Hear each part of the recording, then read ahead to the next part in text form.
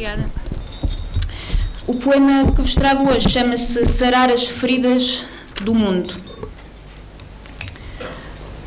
O corpo ergue-se, sólido e majestoso para o seu primeiro dia.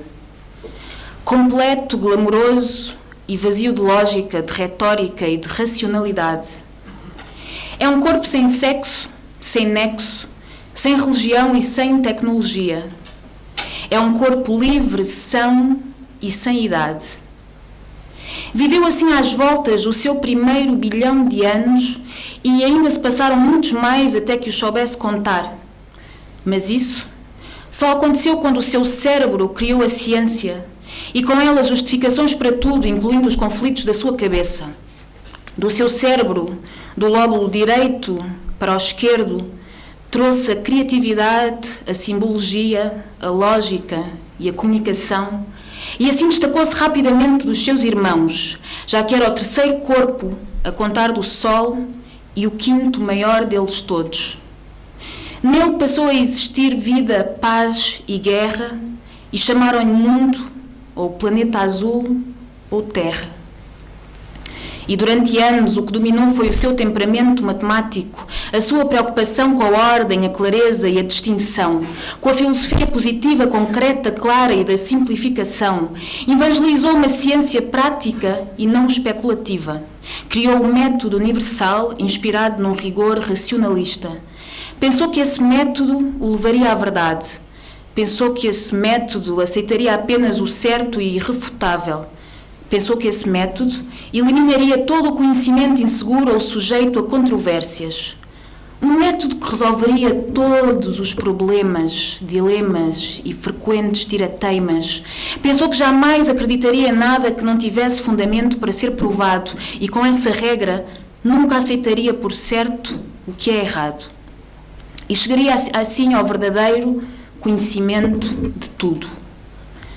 Ai, o corpo! O corpo ensinou e aprendeu com segundos interesses, omitiu ou esqueceu partes, reinventou outras e manipulou-se como forma de se conquistar.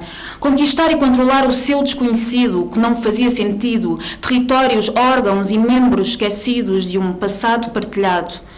Enquanto pelo capital se prostituía, o seu cérebro prevalecia e ignorava as inovações a sul que o contrariassem. Ou apropriava-se delas e negociava com elas numa atitude interesseira e estratégica que não deixou que as feridas sarassem. Agora o corpo quer restaurar-se. O corpo quer curar-se. O corpo quer cicatrizar-se. Finalmente entende que todos os seus membros têm que conviver, cooperar reciprocamente para sarar um corpo doente, mas as feridas são tantas e espalhadas pelo corpo todo, da cabeça aos pés. São feridas reversíveis que voltam a sangrar. Então é um corpo em crise. E ao mínimo deslize, já não há quem não o avise. Não há ferida que cicatrize, assunto que se imortalize, porque a cura é sempre adiada pela censura de olhar para si próprio, de observar os seus pés, os joelhos, as ancas, a barriga, o coração. Qual coração? Perguntava. Qual emoção? Esse órgão que apenas bate sem encontrar qualquer solução.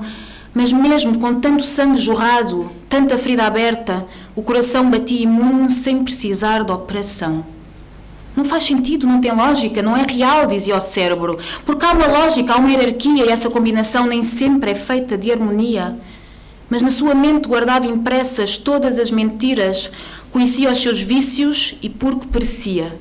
Sabia que morria por excluir-se sempre a fazer sinapses, lapsos de uma memória sã que destruía, sem lobotomia. Mas batia tanto com a cabeça na parede que ao traumatismo craniano se rendia. Morria o corpo, mas o coração batia. Não podia, tinha que sobreviver e assim foi criando mais cabeças. Uma cabeça, duas cabeças, três cabeças já tinha o corpo. Já não era só corpo, era monstro e todos os membros funcionavam submissos às suas ordens. As pernas nem queriam ir por ali, mas os pés já estavam corrompidos e ouvia-se lá longe um grito desesperado em fazer esse compromisso. Compra uma muleta, dizia a cabeça capitalista. Ora, mas as pernas estão aqui para nos servir, respondia a cabeça colonial. Afinal de contas, é apenas uma senhora perna, dizia a cabeça patriarcal. Ninguém ouve isso, concluíam finalmente em uníssono. Mas ao mesmo tempo questionavam-se, mas que perna é essa? Mas de que é feita? Quais são os tecidos e as células que a compõem? Que língua é que fala? Temos que a compreender para a explorar? Temos que a compreender para ela não parar? Temos que estudar a perna, ensinar a perna a andar. Não é fácil pôr o corpo a andar sem pernas, ou pôr um corpo que quer ir na corrente e andar com pernas que caminham contra, ou que seguem a corrente do coração. Esse músculo que bombeia o sangue e permite ao corpo continuar, incluindo o cérebro corrupto que transporta, organiza e armazena a informação, mas se não há troca de conhecimentos e somente imposição, é preciso que o corpo fique catatónico, letárgico, inerte, rígido, morto de morte encefálica. E agora, em coma autoinduzido, o corpo pergunta-se se ainda tem tempo para aprender com o sul imperial. O globo tem que sair para a rua com as mãos no ar, lutar com as mãos no ar sem medo do tiro no peito, sem risco de levar isso a mal, sem medo de confrontar os seus laços, sem medo de ter várias pernas para andar, mesmo que elas divergem nos seus ritmos e passos. O globo tem que embarcar na sua arte, sintoma e testemunha do seu tempo quando não é mercantilizada. O globo tem que se despir das suas peles, camada por camada. O corpo tem que se dar ao manifesto e obstinar-se em querer abrir a sua mente para os dédalos do seu pensamento labiríntico. Em vez de continuar a escrever a sua história, o corpo tem que a reler e aprender outras economias, outras lógicas, outras éticas, outras fantasias. O corpo tem que sair para a natureza e perceber que não está sozinho numa só espécie. O corpo tem que sair para a rua e sair da sua própria instituição. Tem que sair das teorias em que construiu a sua educação. Tem que lutar contra a sua capitalização, contra a sua sexualização. Tem que aprender de forma horizontal. O corpo tem que sair para a rua com os seus vários braços, porque só tem um coração. E sim, faz sentido. O corpo tem que sair para a rua porque sabe que aqui podia viver gente. E sarar as feridas não é só necessário e possível, é também urgente. Para ser um corpo sábio, não ser um corpo demente, para voltar a ser um corpo são e deixar de ser um corpo doente, para continuar a ser mundo e ter à sua volta a lua, e para não acabar por ser só deserto e rocha nua.